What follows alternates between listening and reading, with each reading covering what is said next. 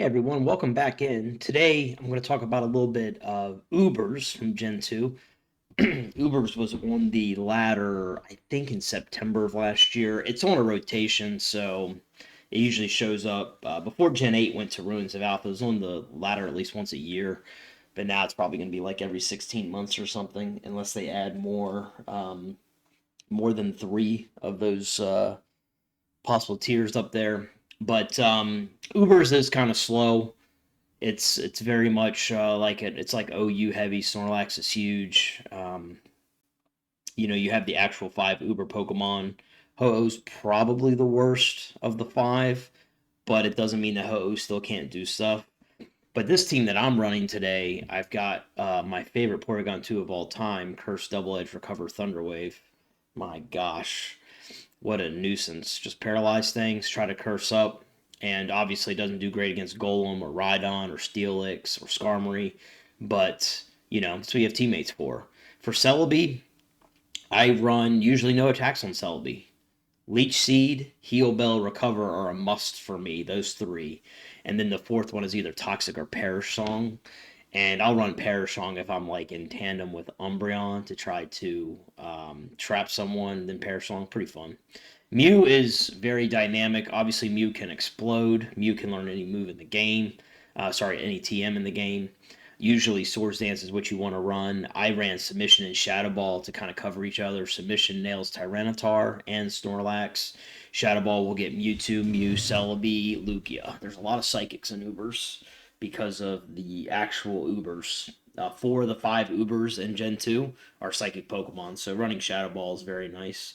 And you get a chance too. I've run Shadow Ball and Fire Blast before. You just keep getting special defense drops and then blast them with Fire Blast. Rhydon's my one check to Snorlax. This is a standard Rhydon set where you have Curse and then two stab moves and Earthquake and Rock Slide, and then you're going to roar out. However, Rhydon can also check Lugia, which is nice. However, Lugia can win if you let Lugia curse up too much. Lugia is always going to be able to whirlwind you out before you can roar it out, and so you have to be very careful that you don't. In Gen 2, the slower Pokemon gets the priority when it comes to roaring, not the vice versa. I know that changes in Gen 3. Zapdos, I like to run Thunderbolt instead of Thunder. First of all, it's not Zapdos' job to kill Snorlax, and I think that folks run Thunder as part of the calculus when they do run Thunder. And so, yeah, Thunder has great power. It's mightily powerful, but the misses are just annoying. And I find that having more PP is very good, especially for opposing Lugia, Ho-Oh, and trying to think of some others that it covers. I'm trying to think of a Cloyster, of course, but obviously no Cloyster is going to stay in on Zapdos. But yeah, and then Fortress. These top three moves usually pretty standard on every Fortress. You get spikes, you can spin away spikes with rapid spin, boom, and then I run Hidden Power Fire for other Fortress. That's not really uncommon in Ubers. There's a lot of Fortress running around, so a lot of folks just run Hidden Power Fire. But anyway, let's jump into this match here, and I put this one fast because it's bit of a longer match. It's not. It's still under 100 turns, of course, but I did not want to. I didn't want to run up the score, so to speak. So Tyranitar has a fire move, which is kind of good information for me to pick up here. And actually, the fact that Tyranitar has Flamethrower and Rock Slide might be a key in to where it does not have Rest and Sleep Talk. Now that it's revealed Crunch, by the way, you know that this is probably a 4 attacking Tyranitar, maybe 3 attacks and Roar, but if you can just chip it down slowly but surely, then that is key. The thing with Porygon 2 is once you drop the paralysis, you're going to be faster in a lot of cases even after a curse or two, and so you want to just kind of keep up the pressure. I elected to switch out at that point because the special defense drop. Those can rack up, and then if Tyranitar gets a critical hit, then your thing is over. Porygon 2 I use for a couple things. I see Porygon 2 almost as a de facto Snorlax counter in itself. It can keep up with a Curse Snorlax. And by the way, you saw that my Porygon 2 fell asleep, but I have Heal Bell and Celebi, so typically I almost allow Porygon 2 to be sleep fodder, so Sleep Claws will activate.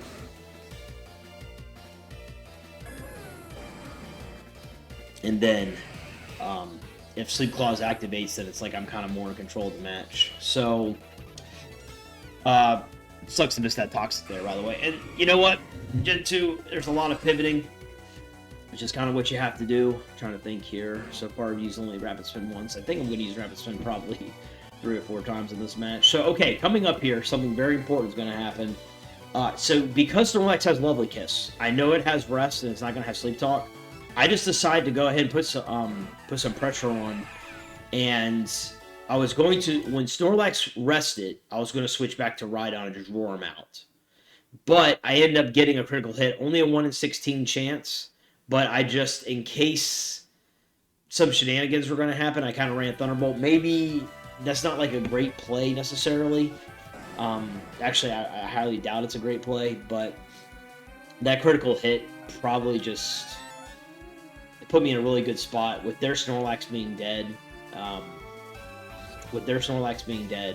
Basically, yeah, it definitely gives you a chance, certainly.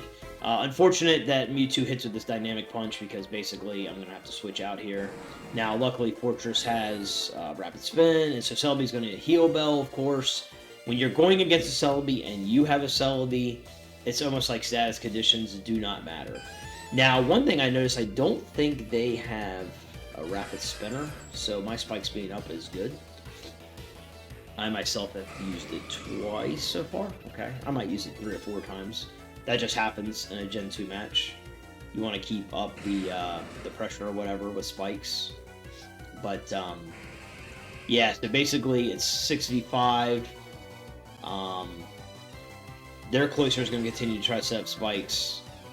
I guess I could have really gambled there and tried a Rock Slide there, but with Rhydon, it's just, I kind of need Rhydon way too much as a setup mon, and Rhydon is really good at countering Lugia, even though Snorlax is dead. Like, Rhydon does a lot better against Lugia than Porygon 2 would. And so, yeah, Mew running Submission, but Submission's such a bad move. Folks from Gen 1 would agree with that. It's such a bad move. But, yeah, and when you have one Swords Dance, you're in this awkward spot where you just want to keep Shadow Balling, and then Lugia has like 32 recovers, and so you're looking for a crit or a drop or something, and right here I only get down to, I don't even 2-hit KO it. Leftovers takes away a lot of 2 and 3-hit KOs. But, yeah, so Celebi's going to Leech Seed, and right there, another critical hit.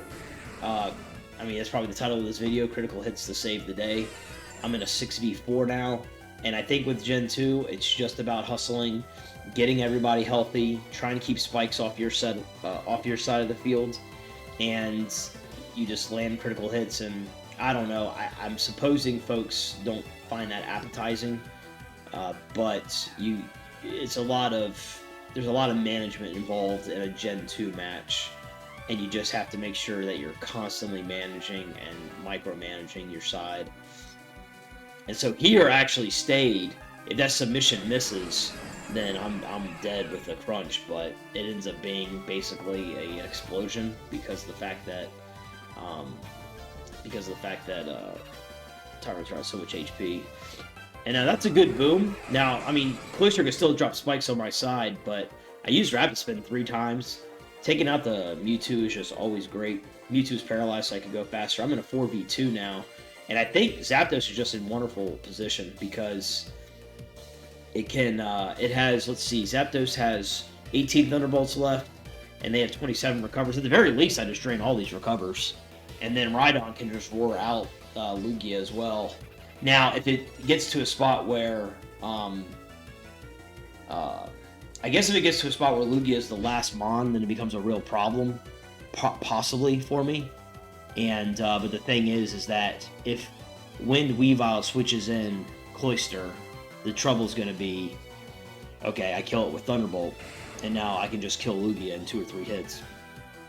And I think what makes Zapdos really good as well is that Zapdos can take on the Aerial Blast. And also remember, Lugia doesn't have that many Aerial Blasts. He only has 4 left. So if he wants to use Aerial Blast, I'm cool with that. Got a nice Rock Slide flinch there. And yep, it's just Zapdos and Rhydon just body Lugia. And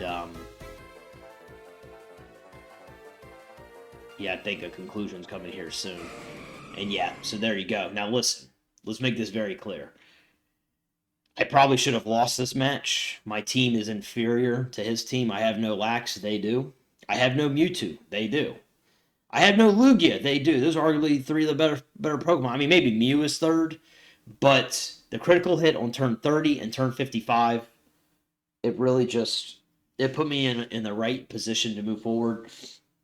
I think that sometimes in Gen 2, you just have to play around. Now, listen, I don't like a 200 turn match. I don't. I don't like a 150 turn match. I barely like a 100 turn match. But if it's under 100 turns, it's under 100 turns. Look, Gen 3 is going to have stall. Gen 4 is going to have stall. I think, Clefable and Gen 4, they just knock off each other and whatever for 50,000 turns.